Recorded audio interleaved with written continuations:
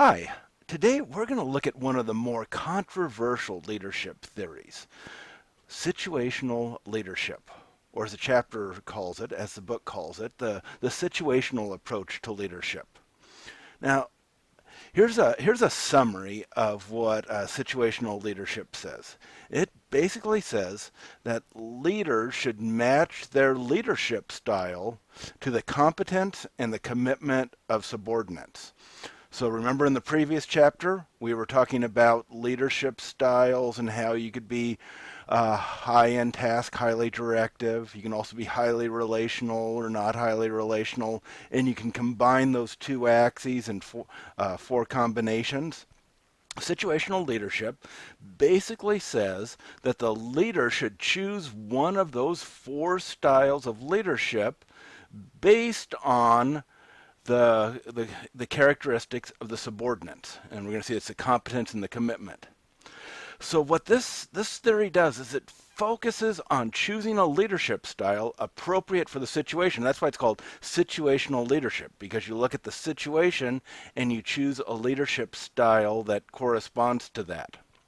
Now, something interesting about this is that situational leadership is used extensively in organizational leadership training and in organizational development. And maybe some of you have gone through leadership training seminars. And a lot of times, situational leadership is presented as the theory of leadership. This is how leadership really functions. And if you're not doing it this way, you're not doing it right.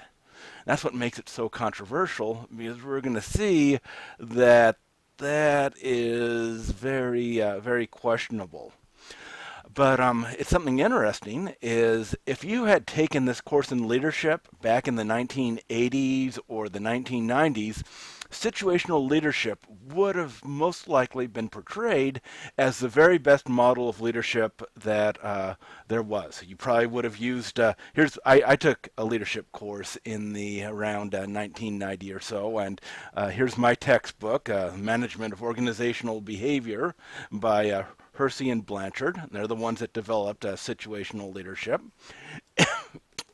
And it was a great textbook. It had tons and tons of information, and its final conclusion was that the best type of leadership was situational leadership. So there's a whole generation of organizational development practitioners who are convinced that situational leadership is the only way to go. Tons of research has been done since then, and so we're going to see that there's good things in situational leadership, but then there's also some things that we need to be careful about.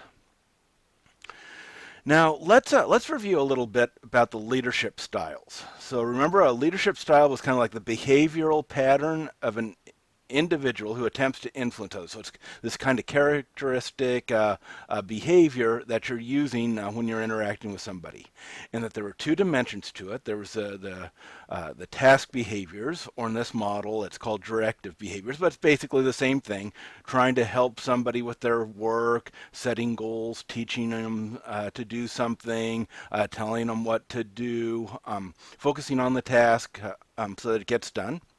And then there's relationship behaviors, or as this model calls them, supportive behaviors, where you have more of a dialogue, a caring relationship where you listen to each other and you support one another, and it's a lot more on the human side, building up the relationship.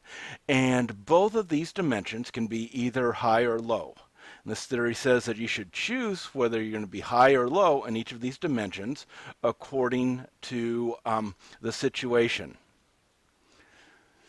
Now, here's the diagram for situational leadership that's found in the book. It's kind of a complex diagram, but you'll see you can kind of follow it, and that's one of the reasons I think this is attractive, is because the diagram looks really complicated, but once you get the system down, it makes a lot of sense.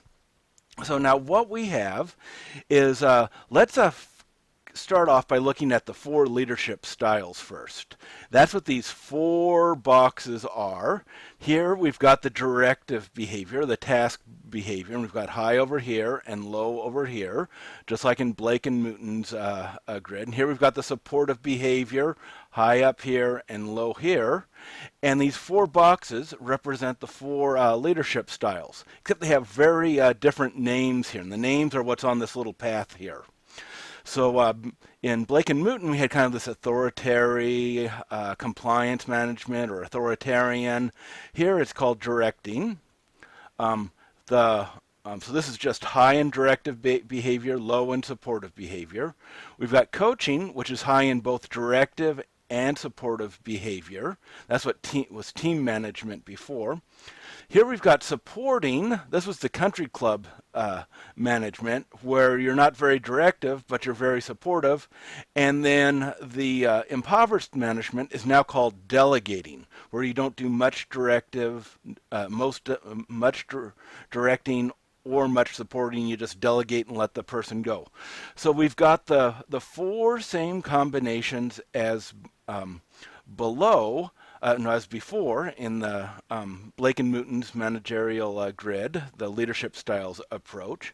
But now we've got a path to follow. That's what this, it looks like a bell curve going through there.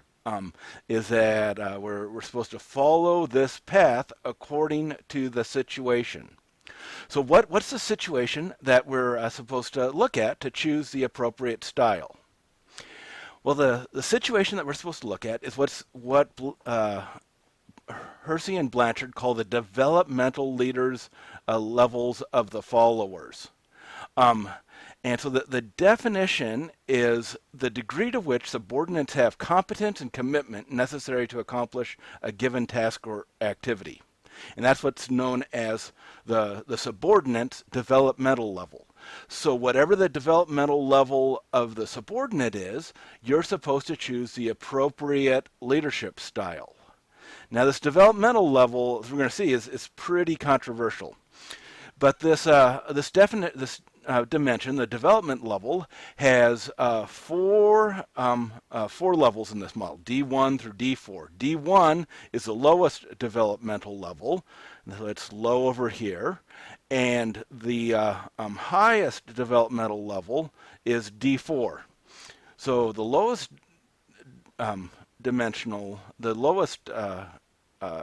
level is where somebody doesn't know how to do the job. They might be new, and they're all excited about it. They're really committed to doing it, but they don't know how to do it. The next developmental level is they have some competence, but their commitment goes down. They don't have that initial enthusiasm. The third developmental level is they're starting to get pretty good at it, but they've still got low commitment. And then finally, the fourth developmental level is they know how to do the task really well. They're really highly committed. And so what we do is we put these 4 developmental levels on the scale, and for this model, so it fits on Blake and Mooton's managerial grid, they put the low over here and the high over here. And so theoretically, employees start at a low developmental level, and across their career or across some time span, they increase in their competence, real low competence here, medium competence here, high competence here, and their commitment kind of wavers. They're high commitment here, but low commitment here. And so what you're supposed to do is to find the right leadership style. You're supposed to find the commitment level of the followers. And that's what we have down here. So down here we have D1 through D2 through D3 to D4, the development level of the follower, and that is supposed to dictate what part of the path that you're on. So when you have a new employee who doesn't know what they're doing, but they're all enthusiastic, you're supposed to direct them. You're supposed to tell them, be very directive, telling them what to do. Don't give them much supportive behavior because they're already really motivated. They don't need that. And then as they advance to D2, they still need a lot of information because they're kind of new at. They need a lot of direction, but as their motivation goes down, they need more relationship behavior. So they need coaching. Now, as they continue to to develop, they're not going to need as much directive behavior, and that's what the supporting role is in this model. They still might not have much enthusiasm, so you need to give them a lot of relational support. But finally, they'll get up to some point where they're extremely competent. They don't need direction from you anymore, and they don't need support from you anymore. You can just delegate to them and let them go. And so that's how this model is supposed to work. You start on the path here with an employee who doesn't know anything but is enthusiastic. You move from directing to coaching to supporting to delegating as they increase in their development levels. Now, so in practice, how does this work? What are the leaders supposed to do in the situational leadership? Well, the situational leader has two tasks. First is to diagnose the situation, which in this case means identify the developmental level of the employee. So you've got to look at the employee before you choose a style. So you might want to ask questions like, what is the task subordinates are being asked to perform? Okay, figure out what they're supposed to do, how complicated is it, and what their skill set is. And if their skill set doesn't correspond to what they're supposed to be doing, they need a lot of directive behavior. If they already have the skill set to perform their tasks, they need less directive behavior. So this would be that'll let you know how developed they are. But then also you ask, how motivated are they to do the job? If they're not very motivated, they need a lot of relational support. If they are motivated, they don't need much relational support. So you diagnose the situation, you look at the developmental level of the employee, D1 through D4, and then you choose the appropriate style, S1 through S4. And so you choose the leadership style that correspond to the employee's development level.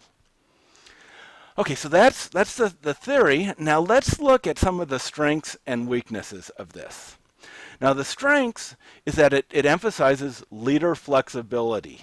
It's saying that leaders should change their style based on the requirements of the situation and the subordinate needs. And that's really good because sometimes one leadership style is going to work better in another situation, in one situation than another.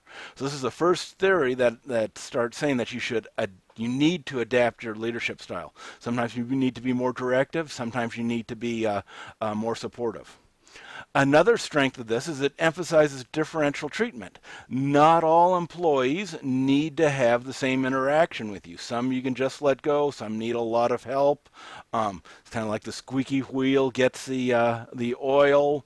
You need to look at the employee to figure out how you're going to respond to the employee. So these things are really good. Now there's some semi-strengths also. One is what the textbook calls marketplace approval. Consultants love this, and they often promote situational leadership as a very credible model for training managers to become effective leaders. And as I said, maybe some of you have already had training in situational leadership. There's tons of information about this, tons of products that you can buy, tons of consultants that will come in and teach that. And it's relatively clear. Situational leadership clearly states what a leader should and should not do in various settings. So it's like there's right answers. You can read a description of something and there's supposedly a right answer that everybody should choose, a right leadership style for the situation depending on the leadership, the developmental leader, the developmental level of the follower. Now, a lot of people like this relative clarity. It's like, oh, there's answers for everything here. Other people say life is really complex, and you can't just look at two variables or actually just one variable in a sense to determine what the appropriate behavior is in a situation. Now let's look at some of the weaknesses, some of the criticisms. One of them, and the main one, is that developmental levels aren't convincing. Do employees really go from that D1 to D2, D3, D4 level? And especially, Why should motivational levels go down when competence goes up? Yeah, you can get tired of a task, but this assumes that for quite a while, as competence goes up, the motivational level goes down. And what we know about humans is that no, you're more motivated to do things that you're competent at than things that you're not competent at. And that also kind of assumes that competence levels progress continuously. You have a set of skills to master, and as you go through your career, you get better and better at it. Well, that's good if you're doing a routine task, if you're doing the same thing day after day, year after year. For example, house painting. When people start off as painters, they really don't do it too well, and they have to learn a skill set, and with years of experience, they can get really, really good. But nowadays, the task requirements are changing so often. The job requirements, the technology is changing. There's just continually changing that typically you find yourself doing some things where you're competent at on one day, things that you're not too competent on the other. Something changes and you need more training. You get put into some situation that's not ever going to correspond to your skill set, and you need to get a different set of responsibilities. And so this continual movement from D1 to D4 with this fluctuating commitment doesn't describe how a lot of people function. Now, in this question of receiving support from a supervisor, most people would not say it depends on their developmental level. Most people say they need support depending on the task requirements, whatever they're supposed to be doing right now. That's how much interaction and support they need from their superior.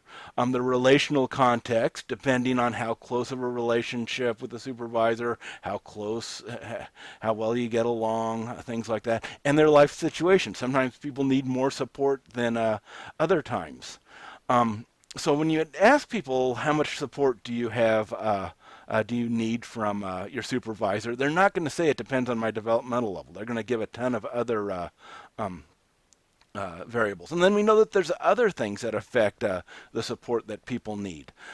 For example, people that are more educated tend to say they need less support. Women tend to appreciate relational support more than men do. So there's a lot of demographic factors that can come into play that should influence the support that a manager gives. Plus, there's the actual manager's style, what the manager is most comfortable doing, what the manager can do best. So it's not convincing that the developmental styles should determine what the leadership style should be. Another criticism, and this is a big criticism, is that research just doesn't show that this model says what the best type of leadership style is for the developmental level of the follower. It makes a nice curve on the picture, but when you start measuring it, you don't get that nice relationship. There's too many other variables, and whatever the developmental level is such a small influence that you can't apply it across different situations. So there's really not very much evidence that the situational leadership works in real life. And another criticism that's even a danger is that when consultants come in and they give situational leader assessments of leader effectiveness, you can take a test to measure how effective of a leader you are. And in fact, the textbook gives you a short test like that. There's one right answer for whatever situation there is. And so even if you're an effective leader who always uses the same style, maybe you always use the team management, high relationship, high directive, and you're very effective at it. If you always choose that style on the leadership assessment, you'll come off as someone who doesn't know how to lead, even though you really are effective. So it can be you can get some faulty data indicating somebody's leadership ability, some data that can be downright false if it's not used carefully. Well, I hope you enjoy reading this chapter. There's lots of good things in it. There's also the dangers of this approach. I hope you enjoy some of the descriptions that in the textbook, but then also the self-test you'll probably find a bit challenging, or maybe you'll just get